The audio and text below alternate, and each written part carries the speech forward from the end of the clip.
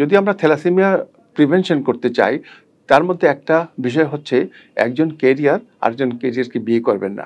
আর এতে করে আমরা ধরে নেই যে যেসব আ আ যারা বিয়ে করতে যাবেন, এই প্রিম্যারিটাল একটা স্ক্রিনিং করা দরকার। সেটা কি রক্ত পরীক্ষা? সেটার জন্য বলি আমরা সাধারণত হিমোগ্লোবিন ইলেক্ট্রোফোরেসিস। এই ইলেক্ট্রোফোরেসিস যদি আমরা করি, তাহলে বুঝতে পারবো উনি ক্যারিয়ার অথবা উনার পার্টনার ক্যারিয়ার কি না। যদি একজন ক্যারিয়ার হন, আরেকজন সুস্থ থাকেন, এসব ক্ষেত্রে বিয়ে করার মধ্যে কোনো সমস্যা নাই। যদি ক্যারিয়ার দুজনই হন, সেসব ক্ষেত্রে বিয়ে করার ব্যাপারে একটা অপশন দেওয়া হয়। যদি উনি বিয়ে করতেই হয়, সেসব ক্ষেত্রে আমরা আ পেটে বাচ্চা আসলে তখন আমরা বলি প্রিনেটাল ডায়াগনোসিস করার জন্য। এই প্রিনেটাল ডায়াগনোসিসটা করে আমরা বুঝতে পারি পেটের সন্তান, যেটা অনাগত সন্তান, সেটা থ্যালাসেমিয়া রোগী না ক্যারিয়ার অথবা সুস্থ রয়েছে।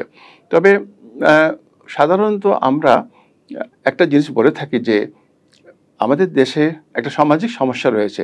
মেয়েরা যদি ক্যারিয়ার হয়, এসব ক্ষেত্রে বিয়েগতভাবে একটা সমস্যা দেখা দিতে পারে।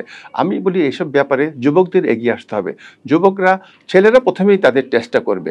যদি উনি ক্যারিয়ার না হন, সুস্থ থাকেন, কোনো ধরনের ক্যারিয়ার না থাকে, সেসব ক্ষেত্রে মেয়েদের বেলায় পরীক্ষা করার প্রয়োজন নাই। শুধু কারণ মেয়ে যদি ক্যারিয়ারে হয়, যাকে আপনি বিয়ে করবেন, তাতে কোনো সমস্যা হবে না। কারণ একজন ক্যারিয়ার, একজন সুস্থ থাকলেই তার পরিবারের সন্তানরা ভালো থাকবে।